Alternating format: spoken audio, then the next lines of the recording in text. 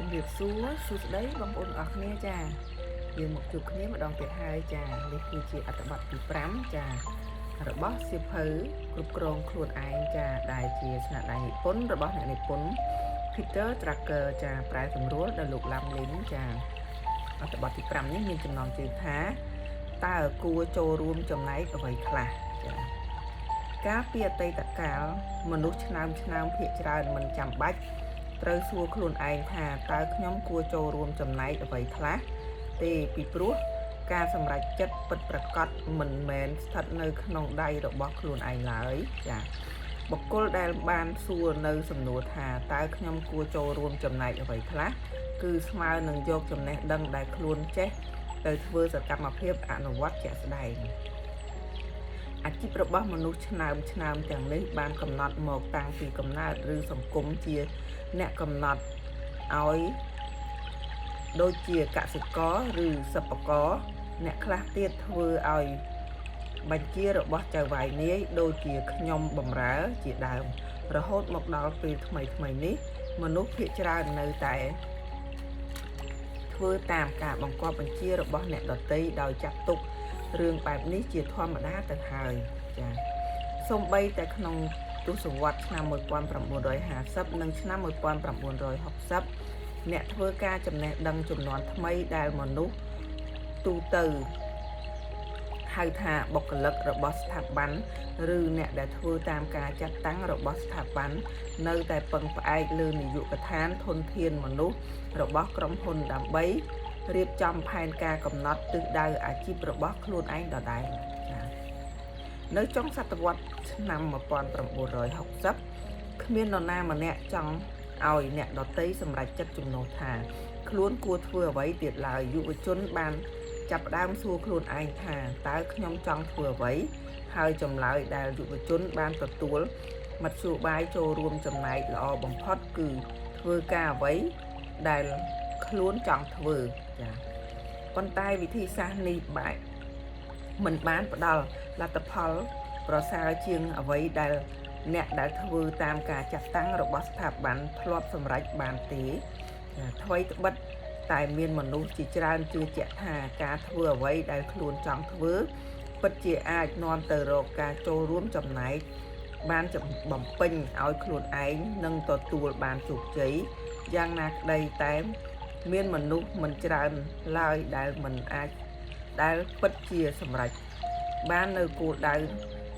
ណាមួយក្នុងចំណោមគោលដៅទាំង3នេះចា៎ទោះជាយ៉ាងណា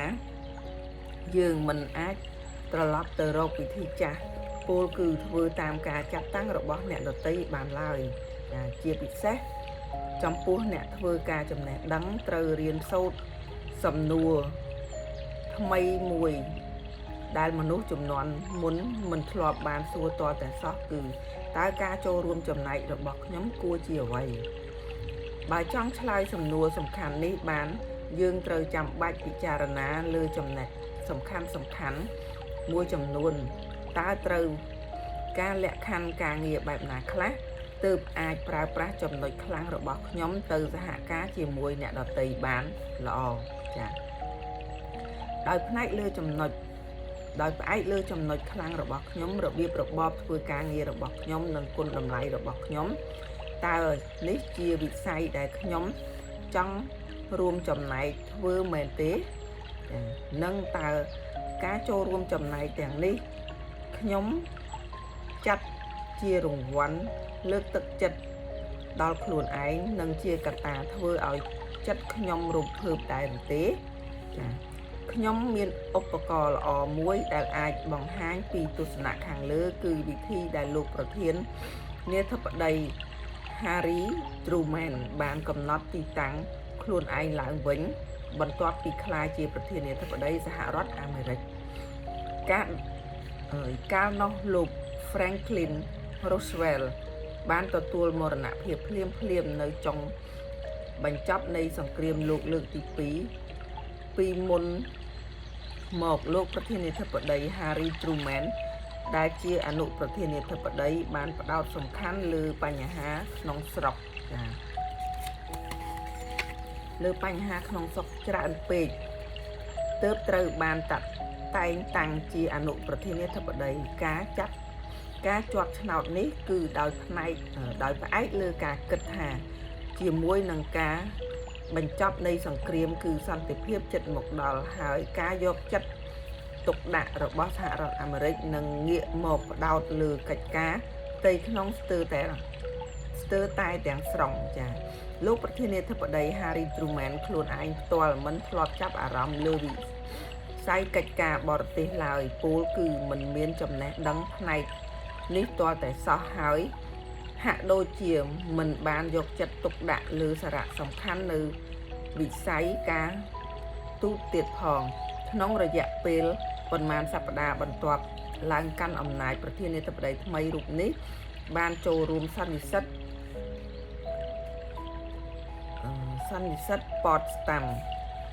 ចាបន្ទាប់ពីអាល្លឺម៉ង់ចុះចាញ់សង្គ្រាមកាលនោះប្រធានាធិបតី Harry Truman នៅតែផ្ដោតលើបញ្ហាផ្ទៃក្នុងដដែលចា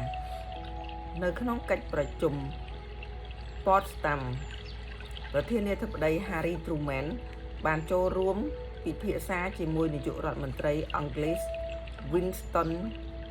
Churchill និងមេដឹកនាំសហភាពសូវៀត Joseph Stalin ចាអស់រយៈពេល1សប្តាហ៍ចាដោយសារអត្ថបទទី5នេះរៀងវែងចាបងប្អូនអញ្ចឹងខ្ញុំអានសុំ slash ត្រឹមនេះសិនចាអញ្ចឹងខ្ញុំសូមខន្តីអភ័យទោសរាល់កំហុសឆ្គងនិងសម្លេងរំខាននានាផងដែរចារាត្រីនេះនាងខ្ញុំសូមអរគុណសូមជម្រាបលារាត្រីសួស្តី